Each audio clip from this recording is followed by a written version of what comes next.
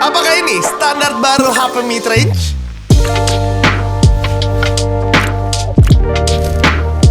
Oke ya, coba kalian sebutin satu tipe HP mid-range yang ada di kepala kalian. Tulis di kolom komen. Sebenarnya itulah pertanyaan yang ditanyakan sama CEO Nothing waktu diwawancara. Dan dia bilang, katanya kalau misalnya beberapa brand yang ada itu, sebenarnya yang mereka peduliin atau yang mereka concern tuh sama handphone flagship yang mereka doang. Tapi memang untuk handphone yang gue pengen bahas ini tuh berbeda. Jadi ini adalah handphone Nothing terbaru, yaitu adalah Nothing Phone 2A. Untuk harganya ini ada di $350.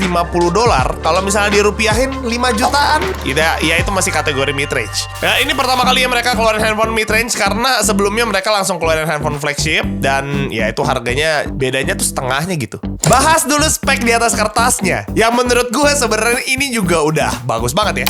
Kalau misalnya kita lihat dari segi layarnya, ini ada di 6,7 inch. Sebenarnya ini tuh lebih besar daripada Nothing Phone 1 dan 2-nya mereka.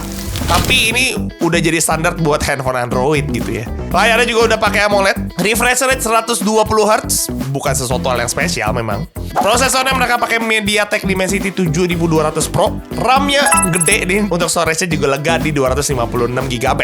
Jadi kalau misalnya kita lihat secara spek, ini bisa dikatakan ini handphone oke nih. Tapi nggak cuma sampai itu. Karena gua rasa kalau kita bahas spek, banyak handphone atau smartphone yang lebih tinggi speknya daripada ini. Tapi kalau kita bahas soal desain atau mungkin kita bahas soal karakter dari sebuah handphone, gua rasa belum ada yang bisa sekelas ini.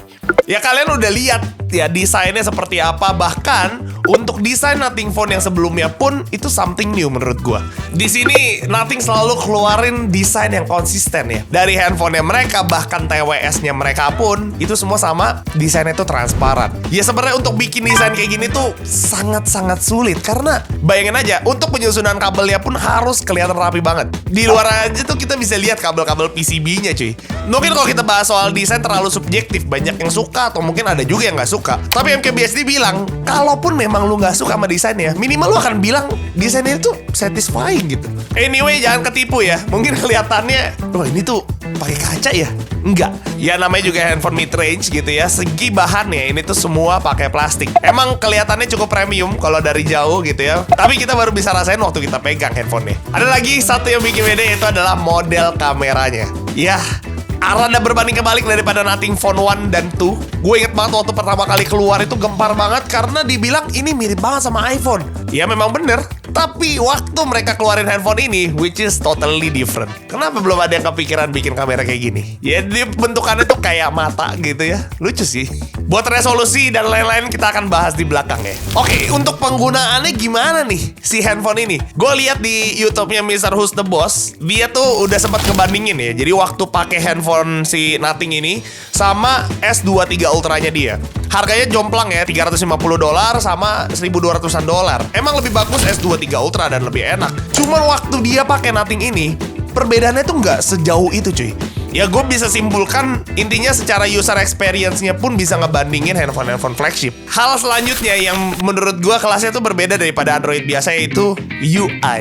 Kalau kita lihat UI dari Android, ya normalnya memang seperti ini gitu ya. Cuman berbeda dengan Nothing ini, menurut gue mereka tuh punya desain yang apa ya, minimalis, terus clean aja gitu. Di dalamnya bahkan itu nggak ada bloatware, apalagi iklan.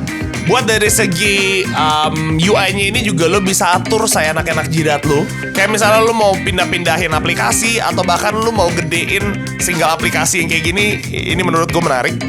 Ada yang bikin gue tercengang sebenarnya. Jadi widgetnya mereka tuh useful. Itu yang pertama, karena beberapa YouTuber tuh gue sempet nontonin, mereka bilang kayak gitu. Terus ada aplikasi yang waktu dipencet itu lu nggak perlu masuk ke aplikasinya, jadi akan langsung berfungsi waktu lu pencet aja gitu. Contohnya di sini yang gue lihat tuh adalah kompas.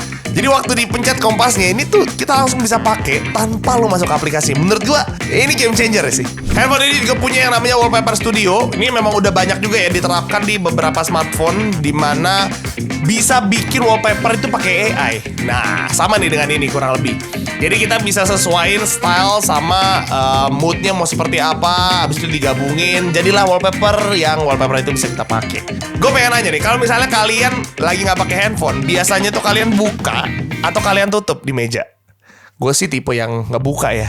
Handphone ini tuh apa ya, dia tuh pengen mungkin bikin untuk kalau lu pakai Nothing ini nih gitu ya, lu bisa tetap fokus gitu ya. Karena ada fitur yang cukup unik juga, dimana kalau misalnya lu balikin handphonenya akan otomatis keaktifasi apa mode apa namanya, do not disturb. Cuman yang akan nyala adalah glimpse-nya mereka. Lampu glimpse-nya ini tuh bisa disetting, dan menurut gua ini tuh fungsional banget. Buat untuk ngatur-ngatur notification-nya, ini tuh lu bisa atur dengan detail di sini. Bahkan ada yang keren, ini namanya adalah Glimpse Composer. Asik. Jadi kita bisa bikin apa ya, ringtone sendiri lah pakai ini. Di situ ada beberapa tunes dan ada nada-nadanya juga. Ya kalau kalian punya musikalitas yang tinggi harusnya bisa bikin ringtone yang keren pakai ini.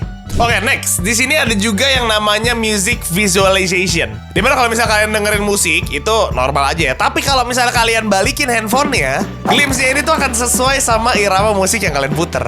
Ada lagi yang menurut gue yang paling menarik di sini adalah glimpse yang paling pojok kiri atas ya. Itu tuh bisa apa ya? Bisa nge-track progress. Ya kayak misalnya nih ya, kita nyalain timer. Jadi tuh progress itu tuh bisa kayak ngikutin misalnya 10 detik nih.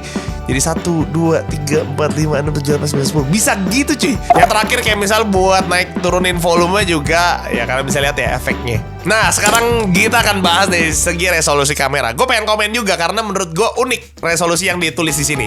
Main kamera sama ultra wide-nya itu sama-sama 50 megapiksel. Smartphone sekarang tuh menang-menang banyak kamera aja gitu. 4 kamera, 3 kamera. Ya main kameranya gede, tapi yang lain-lainnya cilik-cilik ya. Ini untuk hasil-hasil kameranya kalian bisa lihat. Sebenarnya gue bisa bilang hasil kamera bukan yang spektakuler, oke aja. Bahkan MKBHD juga bilang ya just fine, oke gitu. Tapi ya udah cukup lah kalau memang lu mau pakai untuk ya capturing the moment atau memang video call, nge-scan segala macemnya.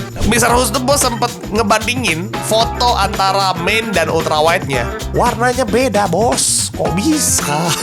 Tapi kalau buat charging yang cukup cepet, ini masuklah kategori di atas rata-rata. Dia ada di 45 watt. Cuman yang perlu menjadi catatan karena handphone ini tidak bisa wireless charging, yang sebenarnya menurut gue juga tidak terlalu penting. Handphone gue pun punya wireless charging, tapi sangat gak pernah gue pakai untuk bener-bener kegunaannya gitu, gak pernah sih.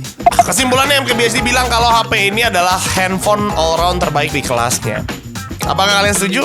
Buat gue pribadi, ya gue sih setuju ya. Gue tetap yakin kayaknya nih kalau misalnya ini akan masuk Indonesia dan segala macam, ini bisa jadi salah satu top of mind kalau misalnya cari handphone 5 juta atau 6 jutaan gitu.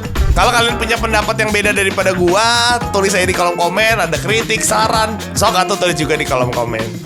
Oke, sampai jumpa di video-video gue berikutnya. Bye-bye.